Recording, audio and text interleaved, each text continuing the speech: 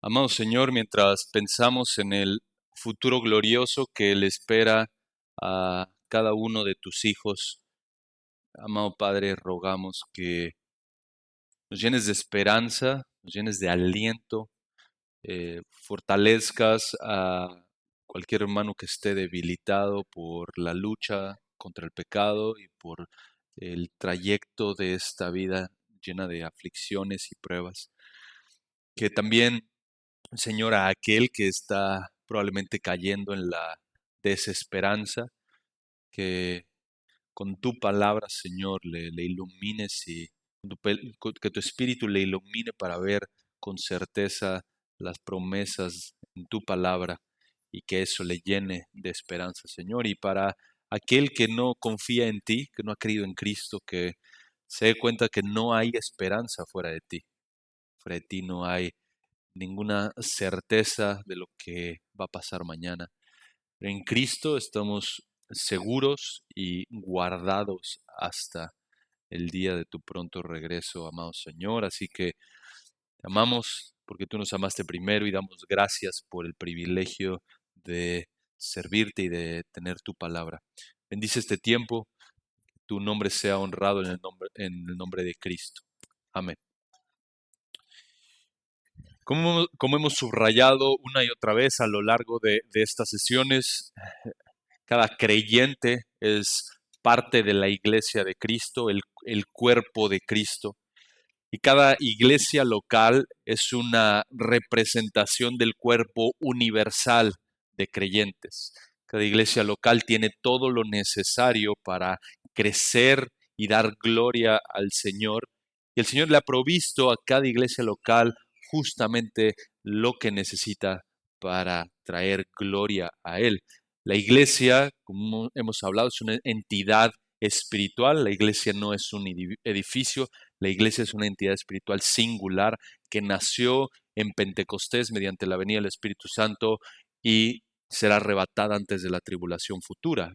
Pero la pregunta es, ¿cómo permanecer fieles hasta el final?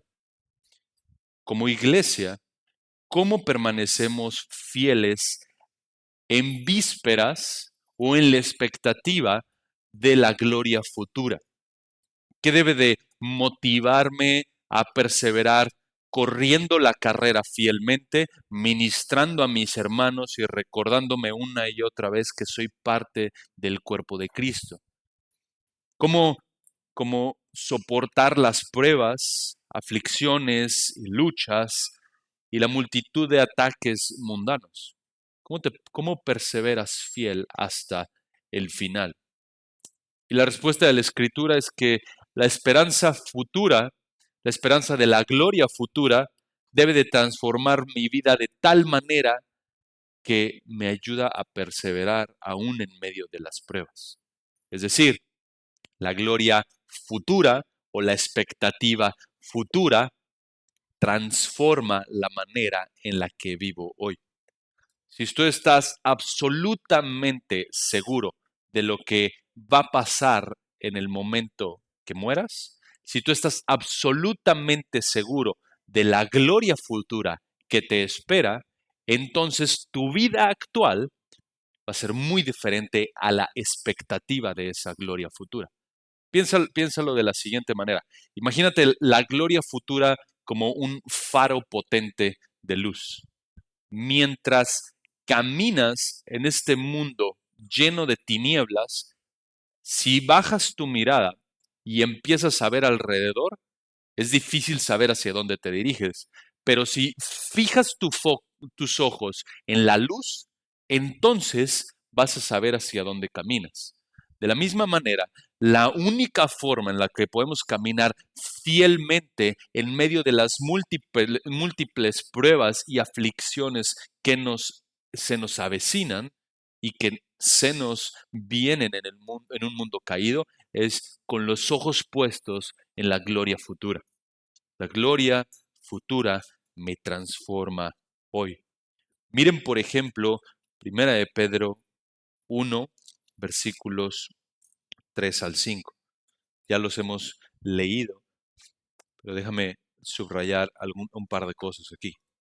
Dice el texto, pues su divino poder nos ha concedido todo cuanto concierne a la vida y a la piedad, mediante el verdadero conocimiento de aquel que nos llamó por su gloria y excelencia, por medio de las cuales nos ha concedido, de nuevo esta idea de regalado, sus preciosas y maravillosas promesas, a fin de que por ellas lleguéis a ser partícipes de la naturaleza divina, habiendo escapado de la corrupción que hay en el mundo por causa de la concupiscencia.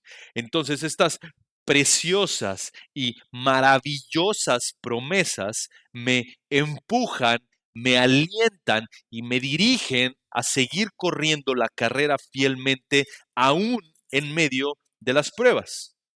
Y de hecho, cuando llegas al final de la carta de Pedro, mira el capítulo 3, versículo 9, Pedro dice, el Señor no se tarda en cumplir su promesa. Según algunos la entienden por tardanza. Y en el contexto, ¿qué estaban haciendo los falsos maestros? Los falsos maestros estaban animando a las personas a una vida impía. ¿Por qué? Porque decían, oye, Jesús dijo que iba a regresar. Eso seguro ya nunca pasó. Tú vive como se te antoje y da vuelo a tus deseos carnales. Y Pedro dice, no, algunos tienen por tardanza esa promesa, pero, versículo 9 a la mitad, sino que Dios es paciente para con vosotros, no queriendo que nadie perezca, sino que todos vengan al arrepentimiento. Entonces, aún en medio de las pruebas que enfrentamos a lo largo de la vida, la tentación y la falsa enseñanza va a ser, Jesús ya no vino, ya las cosas son como son y no hay nada después de esta vida. Jesús ya no regresó, tu Mesías te mintió. Y en medio de eso, en medio de la tentación de sucumbir a esas falsas enseñanzas, y en medio de la prueba, cuando realmente piensas, hay tanto dolor que no sé si voy a aguantar, Pedro te recuerda, no, Dios es paciente para que todos vengan al arrepentimiento, todos sus escogidos obviamente vengan al arrepentimiento, y entonces el Señor regresará. Y a la vista de eso es que el creyente encuentra una esperanza sólida. De vuelta ahí mismo en Primera de Pedro, capítulo 1, versículos 13 al 16. Lo que leímos hace rato, todo fue segunda de Pedro. ¿Algunos se dieron cuenta? Bueno, excelente. Yo apenas me di cuenta. Pero se entendí el punto, ¿no? Vamos a Primera de Pedro ahora. Primera de Pedro, capítulo 1, versículos 3 al 5, dice, bendito sea el Dios y Padre de nuestro Señor Jesucristo, quien según su gran misericordia nos ha hecho nacer de nuevo a una esperanza viva. Entonces, mira, como el Señor es quien nos hace nacer según su gran misericordia, a una esperanza viva, es decir, no una esperanza muerta, no una esperanza que no tiene ningún fundamento o una esperanza irreal, sino una esperanza viva mediante la resurrección de Jesucristo entre los muertos. Entonces es el mismo principio de 1 Corintios 15, la garantía, el hecho de que Dios va a regresar, de que Jesús va a regresar y va a resucitar nuestros cuerpos muertos y nos va a dar cuerpos glorificados para disfrutar de la eternidad con Él, está anclada en la resurrección de Cristo. Por eso es que Pablo invierte 1 Corintios 15 y toda una serie de argumentos para decir, si Jesús no resucitó, entonces nuestra esperanza es absolutamente vana. Deberíamos de correr y huir de las iglesias si Jesús no resucitó, pero debido a que Jesús resucitó, entonces nuestra vida tiene un sentido completamente diferente al del mundo que no entiende la resurrección de Cristo y que no abraza su resurrección. Y esto de vuelta aquí a Primera de Pedro, vemos que Dios nos ha hecho nacer a una esperanza viva mediante la resurrección de Jesucristo de entre los muertos. ¿Para qué? Versículo 4. para obtener una herencia incorruptible, inmaculada, que no se marchitará, reservada en los cielos para vosotros. Una pausa ahí. Estos son los versículos que uno puede cavar y explicar e intentar expandir con todo lo que el lenguaje puede darte, y eso es el intento de Pedro aquí, como describir la gloria futura y la gloria de la herencia, y las palabras se quedan cortas. Mediante la resurrección de Jesucristo, entonces el creyente tiene una esperanza sólida de una herencia entregada por Dios que no puede destruirse, no puede mancharse, que no se marchitará, que es permanente, que es eterna, que es gloriosa y que está reservada, guardada en los cielos para vosotros. Y entonces si piensas,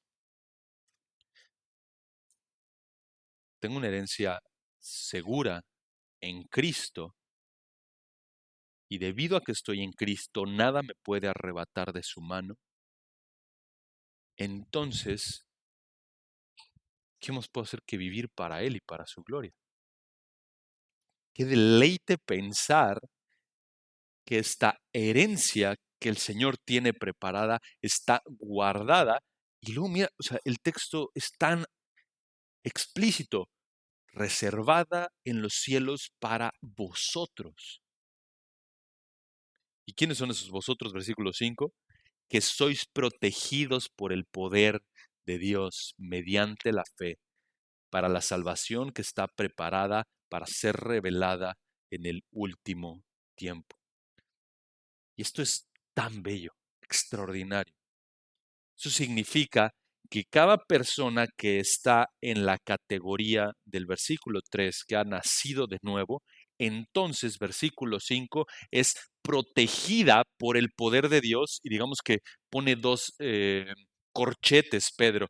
Uno es el hecho de que has nacido de nuevo por la misericordia de Dios, y otra, el hecho de que eres protegido por el poder de Dios. Y dentro de esos corchetes está la realidad de que hay una herencia incorruptible que te espera. Entonces, no hay ni la más mínima duda de lo que le espera a cada creyente. ¿Por qué? Porque él nació de nuevo y porque Dios le protege con su poder omnipotente y le va a guardar hasta el final. Entonces, que mientras vas atravesando las pruebas, que la audiencia de Primera de Pedro estaba atravesando pruebas serias, mientras vas atravesando las pruebas, recuerda esas dos realidades. El hecho de que si has nacido de nuevo, entonces el Señor te protege y hay una herencia futura prometida para ti, la cual nada puede quitarte. Nadie puede quitarte esa herencia futura porque está segura en Cristo. Y después dice el versículo 5, para la salvación que está preparada para ser revelada en el último tiempo. Y entonces Pedro nos enseña este concepto de que la salvación tiene dos facetas. Hay una salvación presente, la cual experimentas en el momento en el que Dios te hace nacer de nuevo, pero hay una salvación futura, hay una expectativa futura de esa salvación. La misma idea de vida eterna. El creyente disfruta desde el momento en el que nace de nuevo, disfruta de la vida eterna. Es decir, la vida eterna no comienza en el momento que mueres, la vida eterna comienza en el momento que naces de nuevo. Pero en el momento que mueres, entonces hay una multitud de realidades asociadas a esta herencia que se hacen realidad. Y por supuesto esto está ligado a la segunda venida de Cristo y al nuevo cielo y a la nueva tierra. Pero Pedro nos reitera que esa salvación está preparada, está lista para ser revelada o ser manifestada en el último tiempo. Lo mismo dice ahí más adelante en el capítulo 1, versículos 13 al 14. Por tanto, ceñid vuestro entendimiento para la acción. Sed sobrios en espíritu, poned vuestra esperanza completamente en la gracia que se os traerá en la revelación de Jesucristo. Versículo 14. Como hijos obedientes, no os conforméis a los deseos que antes teníais en vuestra ignorancia, sino que así como aquel que los llamó es santo, así también sed vosotros santos en toda vuestra manera de vivir, porque escrito está, sed santos porque yo soy santos. En el argumento de Pedro, ¿cuál es el ancla para vivir una vida santa? Versículo 13. Poned vuestra esperanza completamente en la gracia que se os traerá en la revelación de Jesucristo.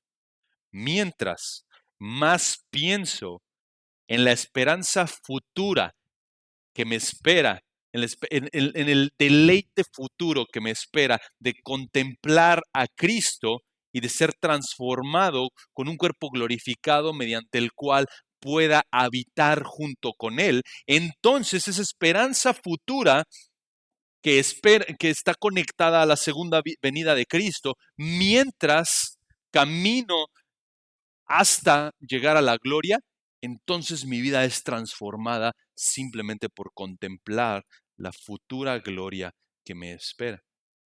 Mira el capítulo 4, versículo 7. Dice mismo 1 de Pedro 4, 7.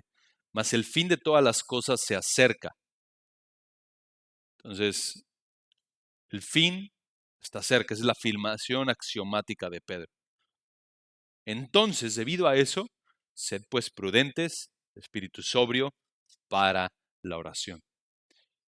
Entonces, si tengo la certeza, no solamente de la gloria futura, sino también que esa es una realidad que se acerca, el fin de todas las cosas está cerca, entonces, sed pues prudentes y de espíritu sobrio para la oración. ¿Cómo sabes si tienes una escatología correcta o que tienes un sentido correcto del futuro, de las cosas que se acercan? Versículo 7, sed pues prudentes y de espíritu sobrio para la oración. Cuando entiendes el futuro que te espera, entonces eso te mueve a prudencia y a sobriedad en la oración. Esto nos lleva entonces a Romanos capítulo 8, versículo 18, donde vamos a ver un poco más a detalle esta realidad de la expectativa futura del creyente. Pero quería que atravesáramos todos esos pasajes de primera y segunda de Pedro para recordarnos que no solamente necesito una perspectiva clara del futuro, sino que una perspectiva clara del futuro va a transformarme en la manera en la que vivo en este tiempo presente. Mi vida hoy debe de ser transformada mientras contemplo la gloria futura que me espera. Y Romanos 8, como decía ayer, capítulo favorito de todo cristiano, Romanos 8 nos enseña una de las realidades más preciosas y es el hecho de que mientras el cristiano está, debido, a que el cristiano está sellado por el Espíritu y pertenece a Cristo, entonces no hay nada que le pueda arrebatar de la mano de Dios. Y aún los sufrimientos pasajeros y presentes, entonces puede vivirlos de tal manera con una esperanza sólida en el futuro. Mira, Romanos 8:18 dice, pues considero es una consideración seria, una evaluación. En el contexto, Pablo está hablando acerca de la unión que tenemos en Cristo por causa del Espíritu Santo, y en Romanos 7 habló de la lucha que hay contra el pecado. Entonces, el cristiano puede ser afligido desde distintos frentes, pero probablemente uno de los frentes en los que más es afligido es en el frente de Romanos 7, en la lucha contra su propio pecado. Entonces, En el contexto de Romanos 7, mientras Pablo va avanzando y se ve a sí mismo, ve su lucha contra el pecado, ve su lucha contra su propia maldad, entonces entra a Romanos 8 y explota en esperanza, porque entonces al inicio del versículo 1 del capítulo 8 dice, por consiguiente, no hay ahora condenación para los que están en Cristo Jesús, los que no andan conforme a la carne, sino conforme al Espíritu. Porque la ley del Espíritu de vida en Cristo te ha liberado de la ley del pecado y de la muerte. Entonces, en contraste con Romanos 7, con la realidad de que estás, sí, efectivamente luchando contra tu pecado, eso implica que el Espíritu Santo está en ti, está moviéndote a luchar contra el pecado, y en esa trayectoria de lucha contra el pecado se hace evidente que el Espíritu Santo está moviéndote a crecer en santidad, te está moviendo hacia la imagen de Cristo, y mientras estás experimentando ese sufrimiento de que te espera un cuerpo glorificado, pero no lo tienes todavía, entonces llegamos a Romanos 18, en donde Pablo dice, evalúa eso y considera lo siguiente. Considera que los sufrimientos de este tiempo presente no son dignos de ser comparados con la gloria que nos ha de ser revelada. Probablemente tienes subrayado 4 veces ese versículo. ¿Por qué? Porque el sufrimiento es una realidad constante para el cristiano. Sufrimiento en tu lucha contra el pecado, en sufrimiento en un mundo que odia a Cristo, sufrimiento por las pruebas que se nos vienen, un sufrimiento por la disciplina que el Señor nos da cuando perseveramos en algún tipo de pecado. Y entonces, simplemente el hecho de que vamos creciendo y madurando y avanzando en la vida está ligado al sufrimiento. Y Pablo dice, cuando esos sufrimientos, todo eso, lo pones en una balanza en comparación con la gloria futura, los sufrimientos, el dolor, las pruebas, ni siquiera merecen estar en la misma balanza de la gloria que nos espera.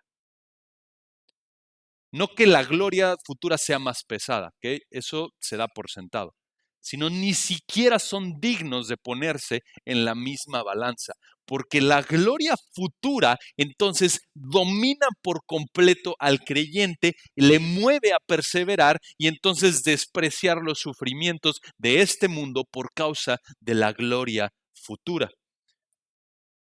Nota que los sufrimientos, dice el versículo 18, corresponden a este tiempo presente.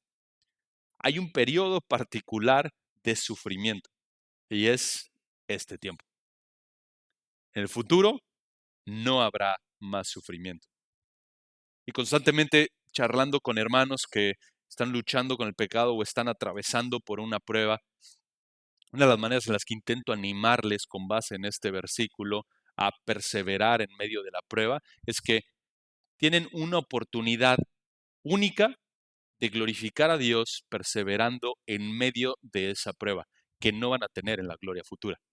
Porque en la gloria futura no va a haber sufrimiento, no va a haber más pruebas. Vas a tener un cuerpo glorificado y vas a poder disfrutar de la presencia de Dios alabándole y sirviendo a otros hermanos y hermanas de toda la historia que también tienen un cuerpo glorificado y disfrutar de la presencia del Cordero. ¿Hay sufrimiento? Cero sufrimiento. Tampoco hay evangelismo, por cierto, todos son creyentes allá. Entonces, de este lado de la gloria, tenemos oportunidades tan particulares de traer gloria al nombre de Jesucristo que no vamos a tener en el futuro. Entonces, mientras luchamos contra nuestro pecado y atravesamos diversas pruebas, necesito recordarme, Señor, esto es acerca de tu gloria, no es acerca de mí mismo. Por tanto, voy a hacer mi máximo esfuerzo en traer gloria a tu nombre, porque esta es una oportunidad de oro de este lado de la gloria.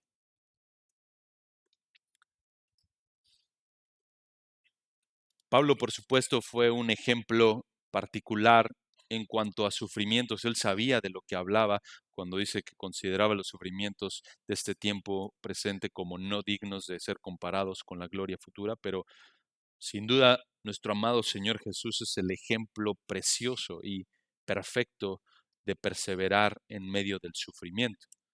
Mira Hebreos 12, pon un separador ahí en Romanos y mira Hebreos 12.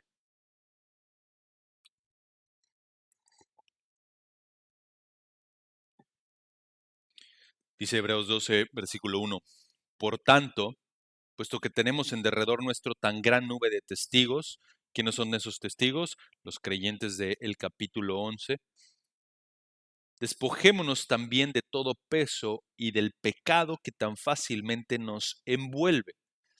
Entonces, el creyente está en una carrera y el autor de Hebreos lo pone como en el contexto de un estadio en donde el creyente está corriendo y hay montones de testigos observando la carrera. Esto no implica que los héroes de la fe como Abraham, Isaac, Jacob, José, Moisés están viendo cómo vivimos. Ese no es el punto. Estoy utilizando una ilustración de la manera en la que el creyente corre la carrera y la corre ante una nube de testigos que ya corrieron esa carrera. Y dice, debido a que tenemos en derredor nuestro tan gran nube de testigos, despojémonos también de todo peso y del pecado que tan fácilmente nos envuelve. Nota esa distinción del autor de Hebreos. Hay peso y pecado que te estorba en la carrera. Entonces, si quieres llegar al final, necesitas quitarte algunas cosas que pesan, que no son pecado en sí mismas, pero que necesitas despojarte de ellas, y otras que efectivamente son pecados que te estorban para continuar avanzando en la carrera. Y dice el texto que tan fácilmente nos envuelve, y corramos con paciencia, es decir, con perseverancia, la carrera que tenemos por delante. ¿Haciendo qué? Versículo 2. Puestos los ojos en Jesús, el autor y consumador de la fe, quien, y aquí viene el ejemplo precioso y perfecto de nuestro amado Señor Jesucristo, quien por el gozo puesto delante de él soportó la cruz, menospreciando la vergüenza, y se ha sentado a la diestra del trono de Dios. Considerad pues a aquel que soportó tal hostilidad de los pecadores contra sí mismo, para que no os canséis ni os desaniméis en vuestro corazón. Entonces, a la medida en la que contemplas a Cristo y pones tus ojos en Él y fijas tus ojos en Él, en su gloria y en lo que la palabra ha revelado acerca de su carácter perfecto, y piensas en cómo Él corrió la carrera, con los ojos puestos en la esperanza futura, en el gozo futuro, soportó la cruz, soportó el mayor de los sufrimientos. Entonces tú puedes poner los ojos en Él y entonces también correr la carrera sin importar los sufrimientos. ¿Por qué? Porque la gloria futura es segura. Y de vuelta a Romanos, entonces, versículo 18 dice que los sufrimientos del tiempo presente no son dignos de ser comparados con la gloria, es decir, el peso, el brillo que nos ha de ser revelada, que ha de ser manifestada. Versículo 19, porque el anhelo profundo, y el anhelo profundo tiene que ver con una idea ansiosa hasta lo más profundo de tu ser. Pero aquí personifica a la creación. Mira, versículo 19, porque el anhelo profundo de la creación es aguardar ansiosamente la revelación de los hijos de Dios. Entonces observa cómo hay una conexión entre una gloria futura de la creación y una gloria futura también de los creyentes. Es precioso. Entonces, Pablo enseña que la creación misma está deseosa, está anhelando la revelación futura de los hijos de Dios. Y esto es lo mismo que encontramos en segunda de Corintios 5. Segunda Corintios dice, porque sabemos que si la tienda terrenal, que es nuestra morada, refiriéndose al cuerpo, es destruida, tenemos de Dios un edificio, una casa no hecha por manos, eterna en los cielos. Pues en verdad, en esta morada, de nuevo, en este cuerpo terrenal, gemimos anhelando ser vestidos con nuestra habitación celestial. Y una vez vestidos, no seremos hallados desnudos, porque asimismo los que estamos en esta tienda, gemimos agobiados, pues no queremos ser desvestidos, sino vestidos, para que lo mortal sea absorbido por la vida. El que nos preparó para esto mismo es Dios, que nos dio el Espíritu Santo como garantía.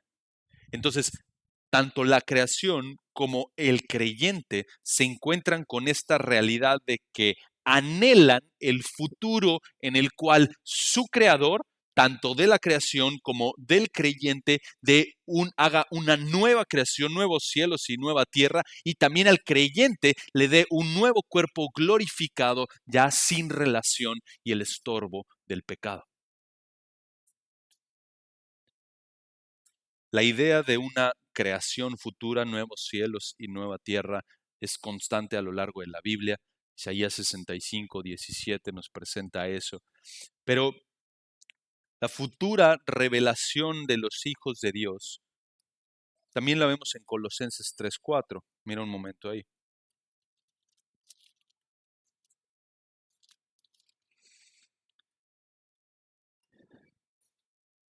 Y dice Colosenses 3:4, cuando Cristo, nuestra vida, sea manifestado, entonces vosotros también seréis manifestados con Él en gloria. Esto es precioso, porque esto implica que cuando Cristo entonces regrese en toda su gloria, también los creyentes serán manifestados con Él en la gloria. Y en la futura, entonces, revelación de los hijos de Dios, o esta idea de manifestación perfecta de quiénes son los hijos de Dios. ¿Por qué? Porque Pastor MacArthur dice que hoy no se puede distinguir tan fácil quiénes son los hijos de Dios de quién no son los hijos de Dios en términos visibles. Es decir, vas en la calle y no necesariamente puedes distinguir entre quién es un cristiano y quién no. Hay algunos factores que sí te lo dirían, pero típicamente no puedes distinguirlo. Pero en el futuro, entonces va a ser absolutamente evidente quién sí es un creyente y quién no es un creyente, porque la nueva tierra, el nuevo cielo y la nueva tierra va a estar habitado únicamente por creyentes, en contraste con el incrédulo que estará en el infierno eterno. Entonces, la revelación, la claridad que se va a brindar de quiénes son los hijos de Dios, eso es lo que hace que la creación aguarde ansiosamente ese momento. Y dice, porque la creación fue sometida a vanidad, no de su propia voluntad, sino por causa de aquel que la sometió en la esperanza. Entonces podemos ver que hay creación previo a Génesis 3, creación post Génesis 3 y una creación futura. Antes de Génesis 3 tenemos una creación no afectada por el pecado. Perfecto. Después de Génesis 3, hoy nos encontramos después de Génesis 3 y entonces vemos una creación que, como nos enseña, vamos a ir de vuelta, vayan un momento a Génesis 3.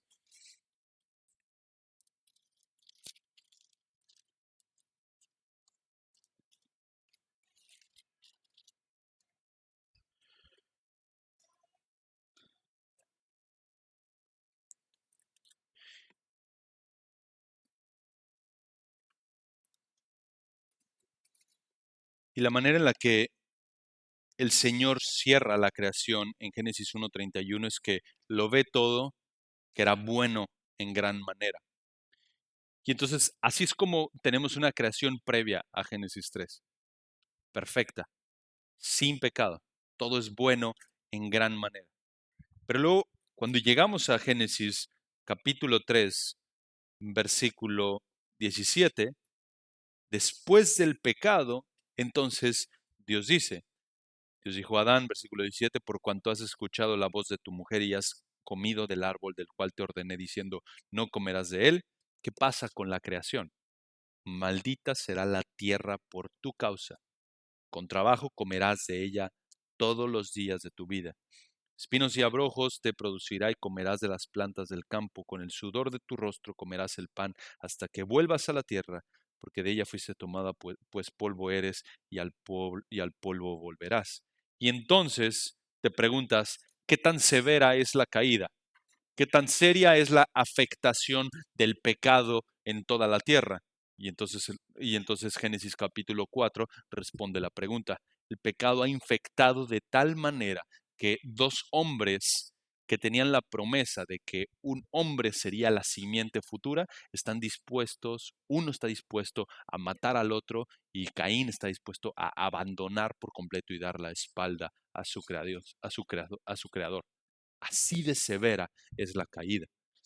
Y entonces vivimos después de Génesis 3, obviamente también en una creación afectada posterior al diluvio, pero aún así la creación no está completamente muda.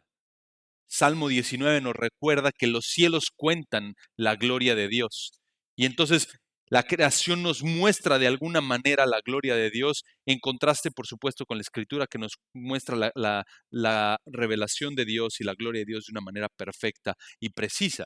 Pero aún en medio de que la creación fue sometida a vanidad, al mismo tiempo hay ciertos destellos de la gloria de Dios. De la misma manera, el hombre hoy sigue siendo hecho o está hecho a la gloria de Dios. Aún hay destellos de la gloria de Dios, está hecho a la imagen de Dios. Entonces hay una manera en la cual el hombre manifiesta la gloria de Dios como su creador, pero hay una esperanza futura en donde tanto la creación como el hombre reflejarán de manera perfecta la gloria de su creador.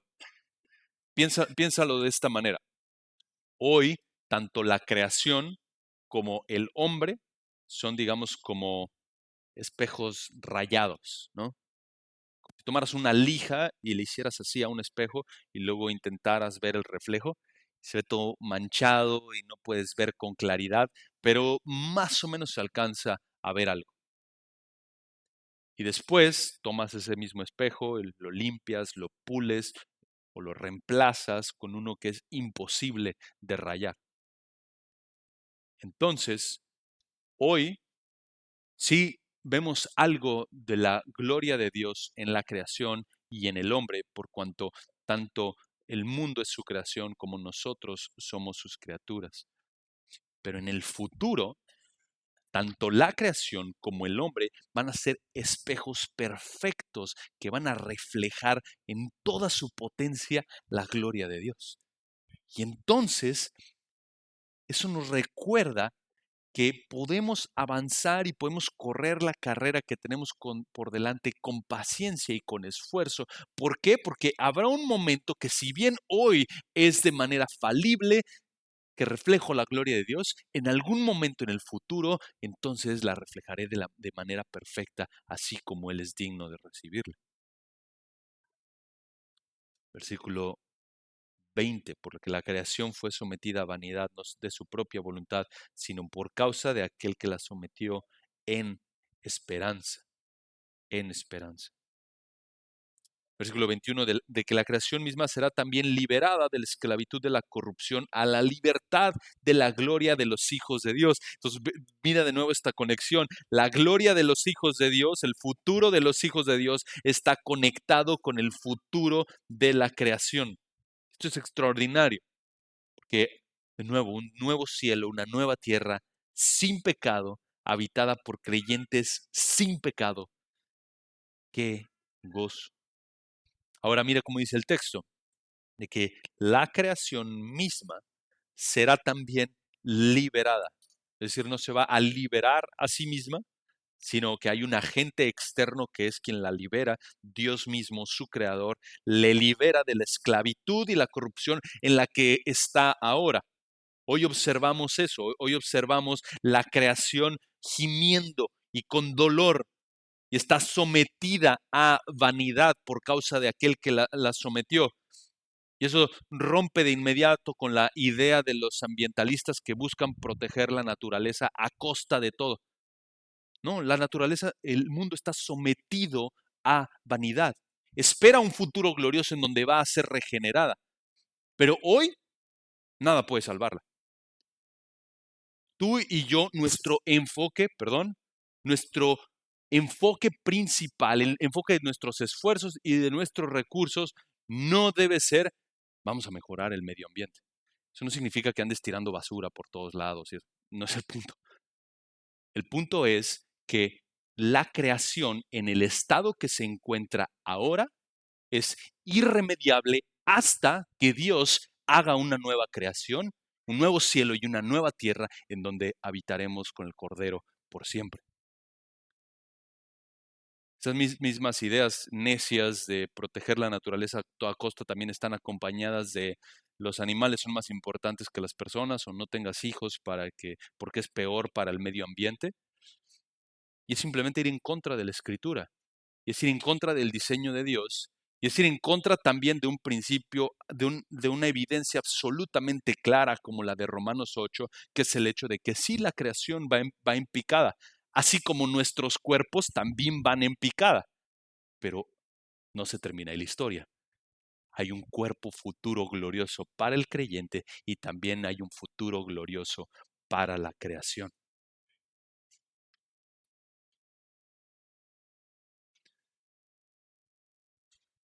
Versículo 21. La creación misma será también liberada de la esclavitud de la corrupción a la libertad de la gloria de los hijos de Dios. La gloria de los hijos de Dios podemos verla en las palabras del apóstol Juan en primera de Juan 3:2. Mira primera de Juan 3:2. Dice, amados, ahora somos hijos de Dios y aún no se ha manifestado lo que habremos de ser. Qué increíble texto. O sea, ahora somos hijos de Dios. Ya lo somos ahora. Pero todavía no se manifiesta por completo lo que seremos en el futuro. Tú y yo, si estamos en Cristo, ya eres un hijo de Dios. Pero ¿sabes qué? Espera, tranquilo. Sabemos que cuando Él se manifieste, cuando Jesús regrese, seremos semejantes a Él porque le veremos como Él es. Esa verdad debe de ser suficiente para sostenerte a través de cualquier prueba, para perseverar en medio de la aflicción, para pensar en el futuro glorioso que tenemos en Cristo y entonces confiar en que cuando le veamos, seremos semejantes a Él, porque le veremos como Él es. ¡Qué esperanza tan gloriosa! Lo mismo que veíamos en 1 Corintios 15, la resurrección futura está absolutamente garantizada por la resurrección de Cristo. Y hermano, la verdad es que para un momento y piensa en eso. Para un momento y piensa en las cosas más prácticas de tu vida. Piensa en cómo tratas a tu esposa, piensa en cómo tratas a tu esposo, piensa en cómo tratas a tus hijos, piensa en tu trabajo, piensa en lo más práctico y piensa si lo estás haciendo con la expectativa futura de que un día vas a ver a Cristo y vas a ser como Él. Porque ese futuro debe de darle forma por completo a cada área de mi vida. Puedo trabajar con todo mi esfuerzo para la gloria de Dios porque estoy seguro que un día le voy a ver. Puedo luchar y matar mi pecado hasta las últimas consecuencias porque sé que un día le voy a ver. Puedo desgastarme sirviendo a mi iglesia local porque sé que en un futuro le voy a ver. Puedo amar a mi esposa como Cristo amó a la iglesia y las esposas pueden someterse gozosamente al liderazgo fiel de sus maridos porque recordamos que un día lo vamos a ver. Puedo trabajar recordándome que no trabajo para mí mismo, sino que Él es el dueño de mi vida y de mi trabajo y hacerlo con toda excelencia porque sé que un día le voy a ver. Este futuro glorioso debe de dar forma a la manera en la que vivimos hoy. Lo mismo nos recuerda Filipenses 3:20. Regresa unas páginas ahí. Filipenses 3:20. Y dice, porque nuestra ciudadanía está en los cielos, donde también ansiosamente esperamos un Salvador, el Señor Jesucristo, el cual transformará el cuerpo de nuestro estado de humillación en conformidad al cuerpo de su gloria, por el ejercicio del poder que tiene aún para sujetar todas las cosas a sí mismo. Así que, querido hermano, si estás en Cristo, no importa en el país que Dios te haya puesto, tu ciudadanía está en los cielos. Y de ahí, de los cielos, Filipenses 3:20, puedes esperar ansiosamente y con paciencia el futuro en el cual Jesús va a regresar y va a transformar tu cuerpo presente de humillación en el cual va en caída y darte un cuerpo perfecto de gloria para contemplarlo.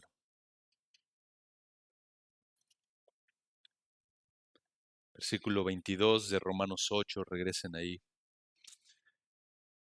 Dice, pues sabemos que la creación entera aún gime y sufre dolores de parto hasta ahora.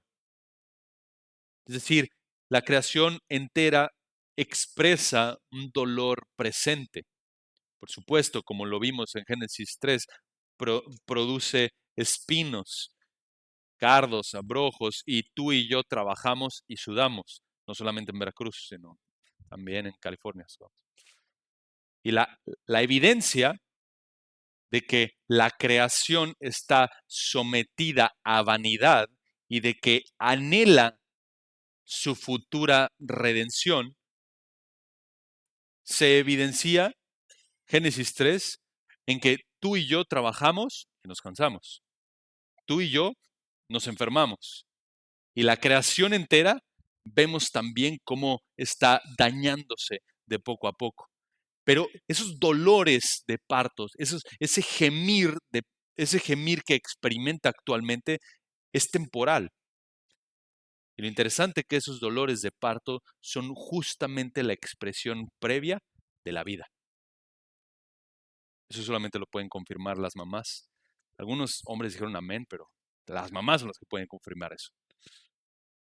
Que en el momento precioso en el cual Dios manifieste toda su gloria, dando una nueva creación, un nuevo cielo y una nueva tierra, este trayecto inicial en el cual la creación está doliéndose, entonces apunta a un futuro glorioso en donde Dios va a crear de nuevo, hacer una nueva creación, un nuevo cielo y una nueva tierra. Versículo 23. Y no solo ella, es decir, no solo la creación, sino también dice Pablo, nosotros mismos, que tenemos las primicias del Espíritu, es decir, el Espíritu Santo ya mora hoy en cada creyente. Hoy tenemos las primicias del Espíritu, el mismo Espíritu que resucitó a Jesús de entre los muertos, es el mismo Espíritu que nos ha sellado, que vive en nosotros, y aún nosotros, dice Pablo, gemimos en nuestro interior, aguardando ansiosamente la adopción como hijos, la redención de nuestro cuerpo. Es decir, cuando por fin veamos a aquel que hoy llamamos Padre, sin verle, ese es el mayor deseo de cada creyente. Esperas con ansia la adopción, la redención de tu cuerpo.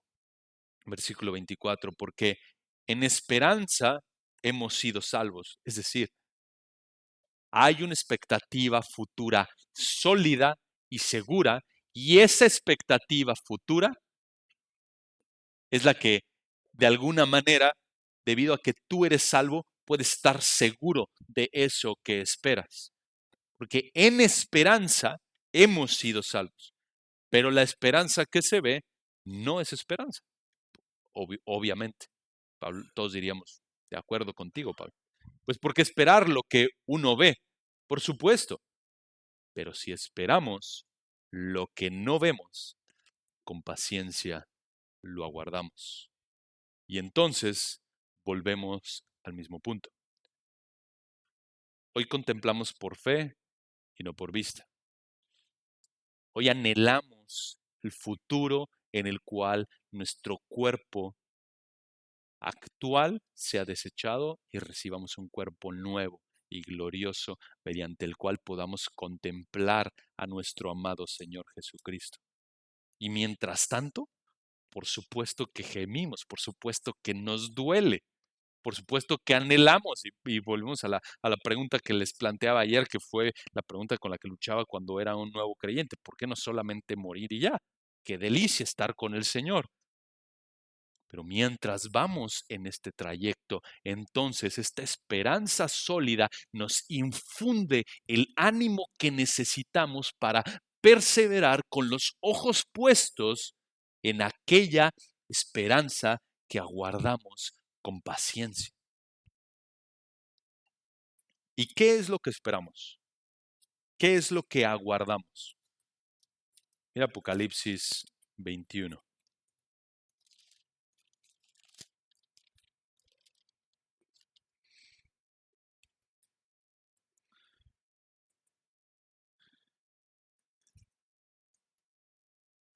Justamente posterior al reino milenial es que Dios hace este cielo nuevo y esta nueva tierra, y dice Apocalipsis 21. Y vi un cielo nuevo y una tierra nueva, porque el primer cielo y la primera tierra pasaron, el mar ya no existe.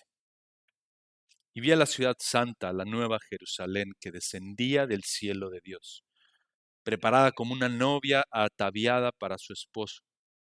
Entonces oí una gran voz que decía desde el trono: He aquí el tabernáculo de Dios, que está entre los hombres, y él habitará entre ellos, y ellos serán su pueblo, y Dios mismo estará entre ellos. Él enjugará toda lágrima de sus ojos, y ya no habrá más muerte, ni habrá más duelo, ni clamor, ni dolor, porque las primeras cosas han pasado. El que está sentado en el trono dijo: He aquí yo hago nuevas todas las cosas, y añadió: Escribe, porque estas palabras son fieles y verdaderas. Esto, querido hermano, es nuestra esperanza futura y nos debe de llenar de aliento para continuar sirviendo al Señor en donde Él nos ha puesto, para continuar perseverando en la carrera de la fe en donde estamos, para perseverar cuidándonos mutuamente como iglesia local, y para entonces, cuando nuestro hermano vaya flaqueando, recordarle: no dejes de correr, míralo a Él, nada más. Solo necesitas verlo a Él. Solo piensa en la gloria futura. No bajes los brazos. Sigue corriendo. Vale la pena. Mira lo que te espera. No claudiques, no tires la toalla. Vale la pena seguir corriendo, porque un día le veremos tal y como Él es.